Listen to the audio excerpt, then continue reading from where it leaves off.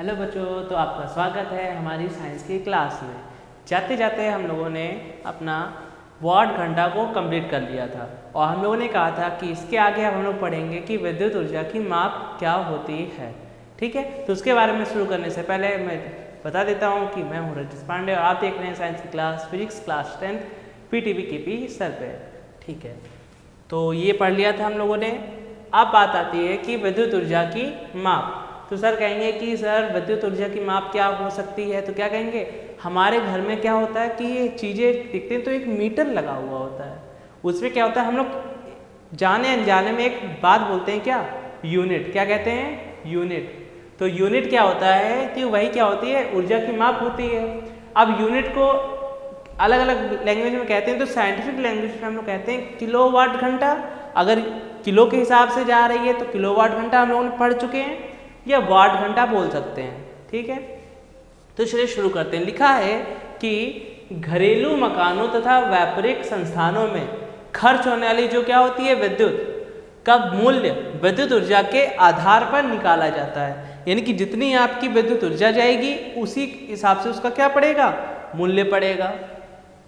इसके लिए विद्युत ऊर्जा का मात्रक क्या होता है बताया था तुमको, वाट घंटा कह सकते हैं या किलोवाट घंटा कह सकते हैं। तो वाट घंटा तथा किलोवाट घंटा होता है। साधारण भाषा में हम इसे क्या कहते हैं, साधारण भाषा में हम इसे यूनिट कहते हैं। क्या कहते हैं, इसे यूनिट भी कहते हैं। यूनिट के हिसाब से तो क्या होता है, आप नेक्स्ट आगे आ जाते हैं। ठीक है, तो यूनिट के हिसाब से अगर देखेंगे तो यूनिट अगर कहेंगे तो 1 किलोवाट घंटा होती है। यानी कि 1 यूनिट बराबर कितना होता है, 1 किलोवाट घंटा होता है। और अगर इसको बोलेंगे हम लोग तो क्या कह देंगे कि सर जो यूनिट होती है वो यूनिट क्या होती है हमारी, जो 1 किलोवाट जो घंटा होता है वो 1 यूनिट के बराबर होता है। ठीक है, इसी हिसाब से हम बोल देंगे कि सर जो 1000 वाट घंटा होता है वो भी 1 यूनिट के बराबर होता है। बस यही चीज़ क्या होती है, यही हम लोग घर में यूज़ कर लेते हैं अपने। तभी आपका जब बिजली का बिल आता है तो उसमें क्या बताता है कि बिजली हमारी जो है 7 रुपये यूनिट है या 5 रुपये यूनिट है। उस हिसाब से आप जितनी यूनिट खर्च करते हो उस हिसाब से आपका क्या बन जाता है, बिल बन जाता है। ठीक है, अब नेक्स्ट आता है कि सर किलोवाट घंटा तथा जूल में संबंध क्या होता है। ये बहुत पूछा जाता है कि किलोवाट घंटा तथा जूल में संबंध क्या होता है। तो लिखा क्या है, हम ये जानते हैं कि 1 किलोवाट घंटे में कितने वाट घंटा होता है, 1000 यानी कि 1000 वाट घंटा होता है। तो हम लोग क्या करेंगे, 1 किलोवाट घंटा बराबर 1000 वाट घंटा कर देंगे। हमको ये भी पता है, बचपन से पढ़ के आए हैं क्या, कि 1 घंटे में कितने मिनट होते हैं, 60 मिनट होते हैं और 3600 सेकेंड होते हैं। तो क्या कह देंगे कि सर 1000 वाट गुणे 60 × 60 सेकेंड यानी कि 3600 सेकेंड कर देंगे। क्लियर है। अब 1000 और 3600 कितना बन गया, 36, और पावर में कंप्लीट कर लेंगे तो 6 की मल्टीप्लाई कितना हो जाएगा, 6 की मल्टीप्लाई कितना हो जाएगा, 36। 1 0 ये रहा, 1 0 ये रहा और 3 0 ये रहे, कितने बन गए, 5 0 यानी कि 10 की पावर 5 बन गया। वाट घंटा कितना हो गया, वाट घंटा बन गया, वाट सेकेंड हो गया। अब क्या करेंगे यहाँ से, क्योंकि हम लोगों ने क्या, एक जो मानक होता है, क्या फिजिक्स के अंदर एक व्यापक एक मानक होता है कि आप कोई भी संख्या लोगे तो 1 दशमलव तक आप उसको ले सकते हो। तो आपने क्या करेंगे, यहाँ 36 को चेंज कर दिया आपने 3.6 में, और इसका 10 जो था वो कहाँ चला गया, यहाँ पे। अब हम लोगों ने एक चीज़ पढ़ रखी है गणित में कि जब भी बेस यानी कि आधार बराबर होता है तो क्या होता है, घात की प्लस हो जाता है, गुणे में घात जुड़ जाती हैं। तो क्या हो जाएगा, घातें जुड़ जाएंगी। तो 1 में 5 जोड़ेंगे कितना बन जाएगा, 10 की पावर 6 बन जाएगा। तो 3.6 गुणे 10 की पावर 6। ठीक है, अब वाट, अब हम लोगों ने याद करो कि पढ़ा था कि 1 वाट बराबर क्या होता है, जूल प्रति सेकेंड होता है। हम लोगों ने क्या पढ़ा था, 1 वाट बराबर जूल प्रति सेकेंड होता है। तो वाट की जगह हम लोगों ने तुरंत क्या लिख दिया कि जूल प्रति सेकेंड, और यहाँ पे सेकेंड तो लगा हुआ था पहले से मल्टीप्लाई में, फिर क्या होगा, सेकेंड से सेकेंड कैंसिल हो जाएगा और हमारे पास क्या आ जाएगा 3.6 गुणे 10⁶ जूल आ जाएगा, जो कि क्या हो जाएगा हमारा 1 किलोवाट घंटा बराबर कितना आ जाएगा 3.6 गुणे 10⁶ जूल आ जाएगा। यही क्या होता है, यही होता है हमारा किलोवाट घंटा और जूल में संबंध। अगर आपसे कभी भी कोई पूछ दे कि भैया जूल और किलोवाट घंटा में क्या संबंध होता है, क्या बोलोगे कि सर 1 किलोवाट घंटा बराबर 3.6 10⁶ जूल होता है। समझ गए? आगे बढ़ जाते हैं। तो नेक्स्ट अब हमारा आएगा कि सर जूल का तापन नियम क्या होता है। क्या होता है जूल का तापन नियम क्या होता है? तो जूल तो अभी पढ़ के आए हैं, जूल क्या है, ठीक है, ऊर्जा का एक मात्रक है। फिर बात आती है कि सर तापन, तो तापन से लग रहा है कि सर ताप से जुड़ा हुआ है कुछ, तो कह देंगे हाँ बेटा ताप से ही जुड़ा हुआ है। तो लिखा हुआ है कि जूल के अनुसार किसी चालक में उत्पन्न जो ऊष्मा होती है, क्या कहेंगे कि जूल के द्वारा किसी भी, क्या कहेंगे, जूल के द्वारा किसी भी चालक में उत्पन्न ऊष्मा क्या होता है सॉरी, विद्युत धारा के वर्ग के अनुक्रमानुपाती होती है। क्या कहेंगे, विद्युत धारा के वर्ग के अनुक्रमानुपाती होती है। फिर क्या कहेंगे हम लोग कि सर जो ऊष्मा होती है उसको तो हम लोग क्या कहते हैं, कैपिटल H कहते हैं। धारा को I से दर्शाते हैं। और क्या कह रहा है कि जो उत्पन्न ऊष्मा होती है वो धारा के स्क्वायर के यानी कि वर्ग के अनुक्रमानुपाती होती है। और इसको क्या कह देंगे हम लोग, पहले इक्वेशन लिख देंगे। सेकंड में आएंगे तो क्या कहेंगे कि उत्पन्न जो ऊष्मा होती है, क्या कहेंगे, जो उत्पन्न ऊष्मा होती है वो प्रतिरोध के अनुक्रमानुपाती होती है। क्या कहेंगे, प्रतिरोध के अनुक्रमानुपाती होती है। फिर से हम कहेंगे क्या, उत्पन्न ऊष्मा को हम लोग H से डिनोमिनेट करते हैं, प्रतिरोध को R से करते हैं। और क्या कह रहा है, उत्पन्न ऊष्मा प्रतिरोध के अनुक्रमानुपाती होती है। और इसको क्या कर देंगे, सेकेंड इक्वेशन लिख देंगे। क्लियर है? नेक्स्ट आएगा कि जो उत्पन्न ऊष्मा होती है वो ताप यानी कि समय जो होता है, क्या कहेंगे, क्या होता है, जो समय के क्या होता है, अनुक्रमानुपाती होता है। अब फिर से हम कहेंगे कि जो उत्पन्न ऊष्मा होती है उसको किससे दर्शाते हैं, उत्पन्न ऊष्मा को हम लोग दर्शाते हैं H से, और जो समय होता है समय को दर्शाते हैं हम लोग T से। और क्या कह रहा है कि जो उत्पन्न ऊष्मा होती है वो समय के अनुक्रमानुपाती होती है। और इसको क्या लिख देंगे हम लोग, इक्वेशन नंबर 3 लिख देंगे, यानी कि समीकरण 3 लिख देंगे।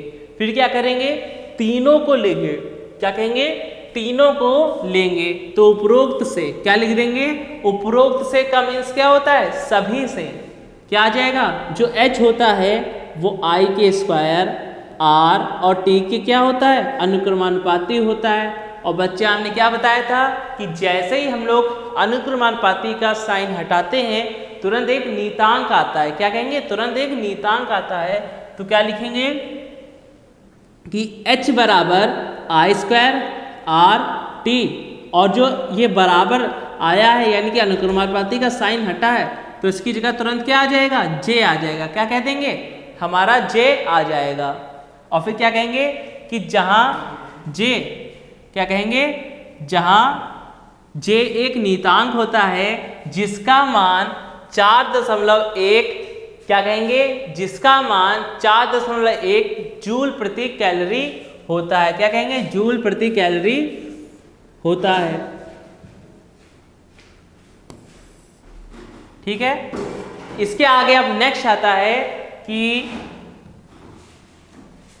अब यहां से स्टार्ट होते हैं हमारे क्वेश्चन आंसर। तो क्या कहेंगे कि किसी चालक के विद्युत प्रतिरोध से आप क्या समझते हैं, कि किसी चालक का जो विद्युत प्रतिरोध होता है उससे आप क्या समझते हैं, और यह किन किन कारकों पर निर्भर करता है। क्या कहेंगे, यह किन किन कारकों पर निर्भर करता है।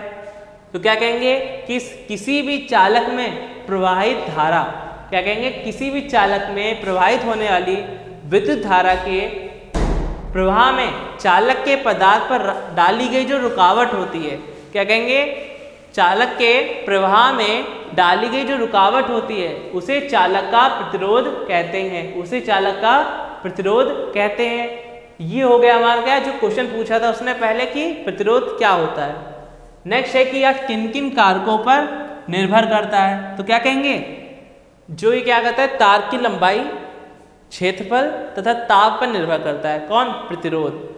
क्या कहेंगे, चालक तार का जो प्रतिरोध होता है वो तार की लंबाई, तार के क्षेत्रफल और पदार्थ पर निर्भर करता है।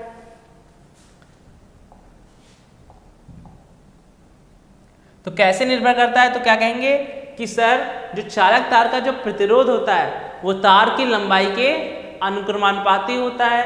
तो क्या कह देंगे कि चालक तार का जो प्रतिरोध है वो लंबाई के अनुक्रमानुपाती होता है, और लिख देंगे क्या कि R अनुक्रमानुपाती L। तार की लंबाई को किससे जनरेट कर दिया, L से दर्शा दिया, और इसको क्या लिख देंगे, समीकरण 1 लिख देंगे। क्या लिख देंगे, समीकरण 1 लिख देंगे। फिर आता है कि चालक तार का जो क्षेत्रफल होता है, क्या कहेंगे, चालक तार का जो प्रतिरोध होता है वो तार के क्षेत्रफल के व्युत्क्रमानुपाती होता है। तो क्या कह देंगे कि R व्युत्क्रमानुपाती A, और इसको क्या लिख देंगे, समीकरण 2 लिख देंगे। फिर क्या कहेंगे कि यदि विभिन्न पदार्थ की समान लंबाई, यानी क्या कह देंगे, यदि विभिन्न पदार्थ समान लंबाई तथा समान क्षेत्रफल के लिए जाएं तो उसका प्रतिरोध भी क्या होता है, भिन्न भिन्न होता है। क्या होता है, भिन्न भिन्न होता है। समझ गए।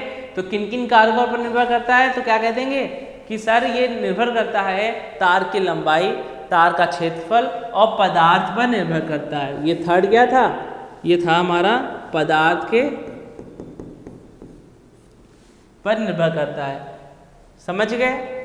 अब आते हैं हमारे नेक्स्ट क्वेश्चन पे, जो क्या कह रहा है, कह रहा है कि विद्युत ऊर्जा से आप क्या समझते हैं। विद्युत ऊर्जा से आप क्या समझते हैं, किसी परिपथ में खर्च हुई विद्युत ऊर्जा का सूत्र बताइए। क्या कहेंगे, किसी परिपथ में खर्च हुई विद्युत ऊर्जा का सूत्र बताइए। तो विद्युत ऊर्जा क्या होती है, तो क्या कहेंगे, किसी चालक में प्रवाहित, क्या कहेंगे, किसी चालक में विद्युत आवेश प्रवाहित होने के कारण, क्या कहेंगे, किसी चालक में विद्युत आवेश प्रवाहित होने के कारण जो ऊर्जा खर्च होती है उसे क्या कहते हैं हम लोग, विद्युत ऊर्जा कहते हैं। यानी कि जो हमारे घर में जो कोई आवेश हम क्या कर रहे होते हैं, प्रवाहित कर रहे होते हैं, तो उसमें जो ऊर्जा खर्च होती है उसे क्या कहते हैं हम लोग, विद्युत ऊर्जा कहते हैं। इसका मात्रक क्या होता है, विद्युत ऊर्जा का मात्रक जूल होता है, जो अभी हम लोग थोड़ी देर पहले पढ़कर आए थे। नेक्स्ट क्या कह रहा था, कहता है यह किन किन कारकों पर क्या करता है, निर्भर करता है। तो क्या कह देंगे, क्या कह देंगे कि सर माना किसी चालक के सिरों के बीच का जो विभवांतर होता है वो V वोल्ट है। यदि चालक में t सेकंड के लिए Q आवेश प्रवाहित किया जाता है तो क्या कह देंगे, तो किया गया जो कार्य होता है वो कार्य बराबर विभवांतर गुणे आवेश होता है। क्या कह देंगे, कार्य बराबर विभवांतर गुणे आवेश होता है। फिर क्या कहेंगे कि सर कार्य को हम लोग वर्क यानी कि W से डोनेट दर्शाते हैं, विभवांतर को हम लोग V से दर्शाते हैं और आवेश को हम लोग Q से दर्शाते हैं। तो हमारा फॉर्मूला बन जाएगा W बराबर V इंटू Q। ये बन गया हमारा फॉर्मूला। अब क्या होता है कि अगर हम लोग इसको अलग अलग पदों में निकालें, कभी हमसे कहते हैं कि धारा के पदों में निकालो, कभी कहेगा प्रतिरोध के पदों में निकालो, तो इनको कैसे निकालेंगे, तो नीचे कुछ दिए हैं, क्या कह देंगे कि सर ऐसे हम लोग इसको निकाल सकते हैं। तो क्या कह देंगे कि सर जो ऊर्जा का जो सूत्र होता है, अगर हम लोगों को विभवांतर और धारा के पदों में चाहिए तो क्या कह देंगे कि सर कुछ नहीं, हमको फॉर्मूला पता है। क्या पता है कि V बराबर, क्या कह देंगे कि सर R बराबर V अपॉन I होता है। क्या कह देंगे, R बराबर V अपॉन I होता है या इतना होता है, ठीक है, ये भी याद रखेंगे। फिर कह देंगे कि सर आपने बताया कि Q बराबर IT होता है,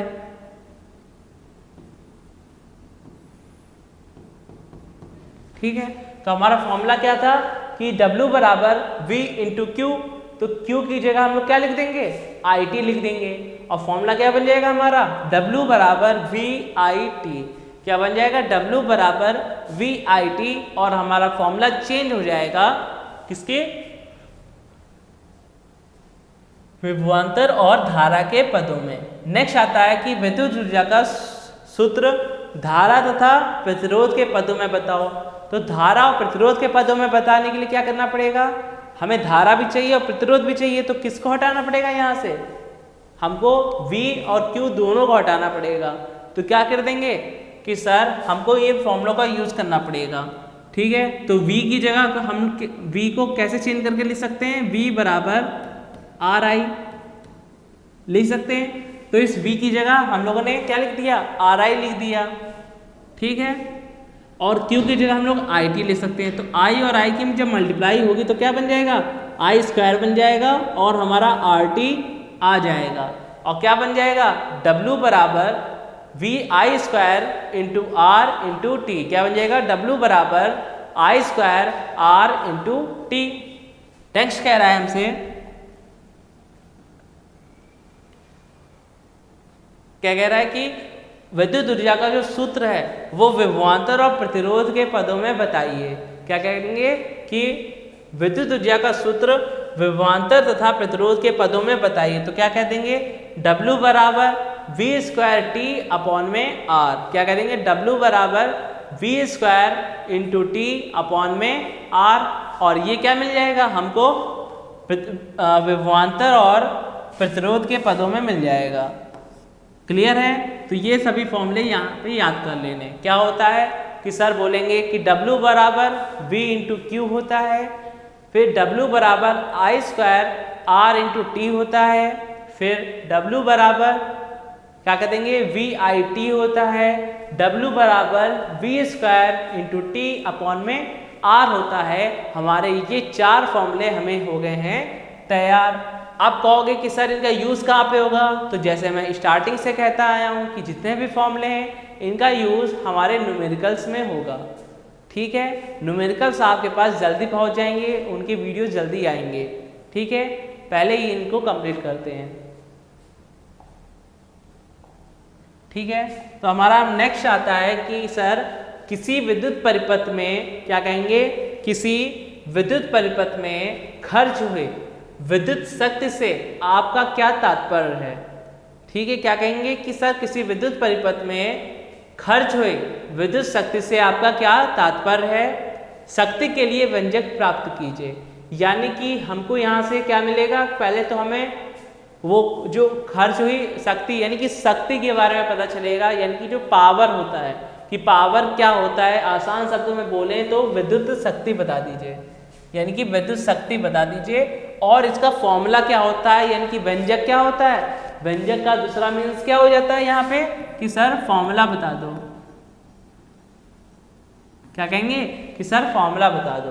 तो क्या कहेंगे कि किसी विद्युत परिपथ में, क्या कहेंगे, किसी विद्युत परिपथ में खर्च होने की दर को क्या कहते हैं हम लोग, खर्च होने की विद्युत सामर्थ्य को ही क्या कहते हैं, शक्ति कहते हैं। क्या कहेंगे, क्या कहते हैं, शक्ति कहते हैं। यानी कि किसी विद्युत परिपथ में लिखा हुआ है, क्या कहेंगे, किसी विद्युत परिपथ में विद्युत ऊर्जा के खर्च होने की दर को ही विद्युत सामर्थ्य या विद्युत शक्ति कहते हैं। इसे P से दर्शाते हैं, क्योंकि विद्युत शक्ति को इंग्लिश में इलेक्ट्रिक पावर यानी कि P पावर कहते हैं ना, इसी वजह से इसको किससे दर्शाते हैं, P से दर्शाते हैं। तो सामर्थ्य जो होता है, सामर्थ्य का फॉर्मूला क्या हो जाएगा, क्या होता है कि कार्य यानी कि हर एक सेकेंड में जो हम लोग काम करते हैं उसी को क्या कहेंगे हम लोग, सामर्थ्य कहेंगे। तो क्या फॉर्मूला बन जाएगा, कार्य बटे में समय। तो P बराबर बन जाएगा फॉर्मूला हमारा, P बराबर फॉर्मूला बन जाएगा क्या, W अपॉन में T। क्या बन जाएगा, P बराबर W अपॉन में T। इसका मात्रक जूल प्रति सेकेंड, क्या कहेंगे, इसका मात्रक जूल प्रति सेकेंड तथा वॉट होता है। क्या कहेंगे, जूल प्रति सेकेंड या वॉट होता है। अब इसके भी अलग अलग फॉर्मूले बनेंगे, यानी कि आप जो है आप अलग अलग पदों में इनके फॉर्मूले निकालेंगे, जैसा अभी थोड़ी देर पहले हम लोगों ने किया था। तो क्या कहेंगे कि सर जो क्या होता है, विद्युत सामर्थ्य का जो फॉर्मूला होगा विभवांतर और धारा के पदों में, तो क्या बनेगा हमारा P = VI। अगर ये जानना है कि कैसे आया है तो जान लो यहीं पे, क्या कहेंगे कि सर हम बोलेंगे कि सर P बराबर, अभी ऊपर पढ़ा कि P बराबर W/T होता है। कहेंगे सर हाँ पता है। अब विभवांतर और धारा के पदों में चाहिए तो हमें तुरंत पता है कि सर W बराबर V × Q होता है। तो W की जगह क्या करेंगे सर, W की जगह हम लोग V × Q लिख सकते हैं। फिर अभी बोलेंगे कि सर हमें Q बराबर फॉर्मूला पता है कि सर Q बराबर IT होता है, तो हम लोग यहाँ पे IT लिख देंगे और जैसे लिखेंगे तो T से T कैंसिल हो जाएगा और क्या निकल आएगा, VI निकल आएगा। और जैसे ही ये VI निकल के आएगा, जैसे ये VI निकल के आएगा तुरंत हमें फॉर्मूला क्या मिल जाएगा, P बराबर V × I। फिर क्या कहेंगे कि सर विद्युत सामर्थ्य का जो सूत्र होगा वो विभवांतर और प्रतिरोध के पदों में, यहाँ पे प्रतिरोध कर लो,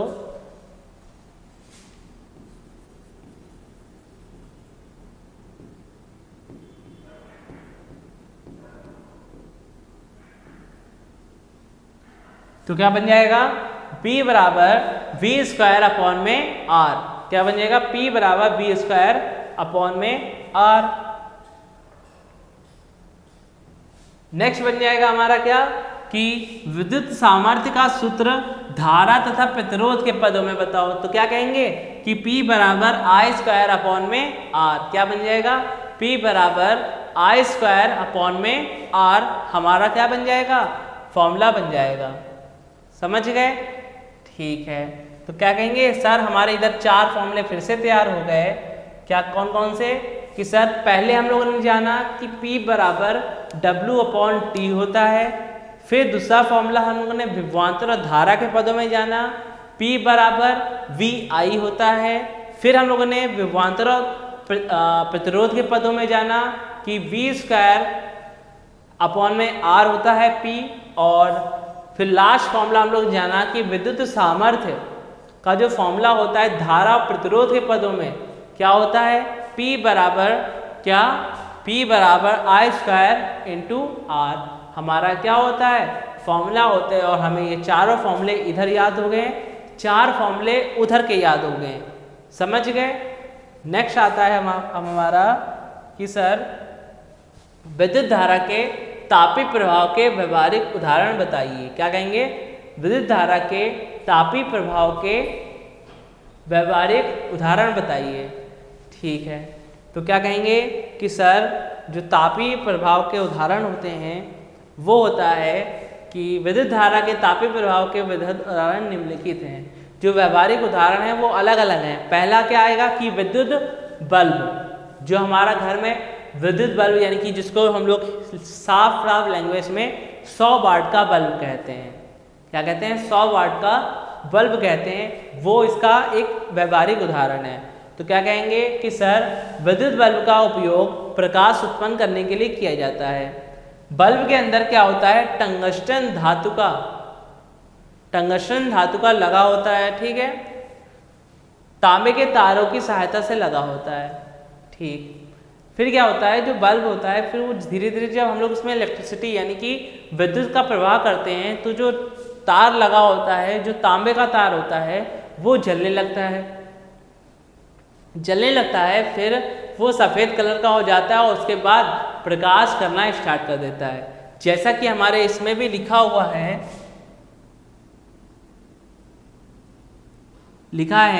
कि विद्युत बल्ब का उपयोग प्रकाश उत्पन्न करने में किया जाता है।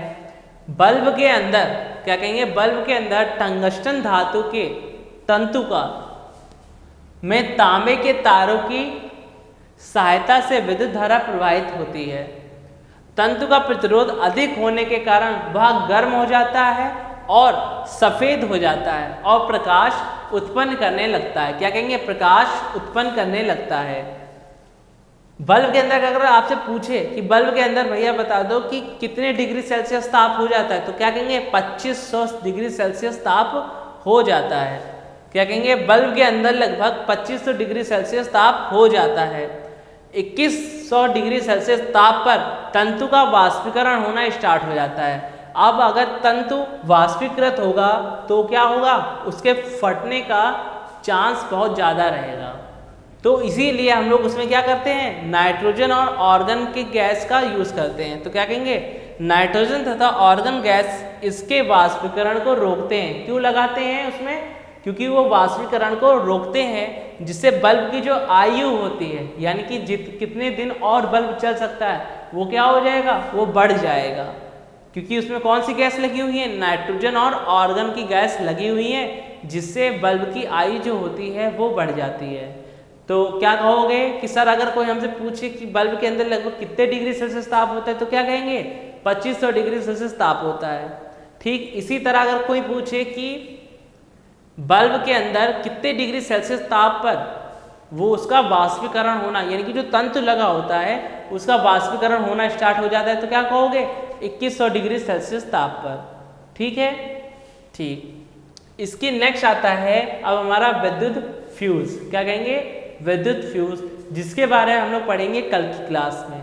तो इसका अच्छे से रिवीजन करेंगे और कमेंट में बता देंगे कि सर हमको ये चीज़ नहीं समझ आई है, अगर तो हम उसको ये बता दीजिए, तो हम उसको लिए फिर से बता देंगे आपको। नहीं तो आप क्या करोगे, इस वीडियो को फिर से देखोगे और देखने के बाद उसको बार बार जब देखोगे तो लिखोगे तो चीज़ें अच्छे से और समझ आएंगी।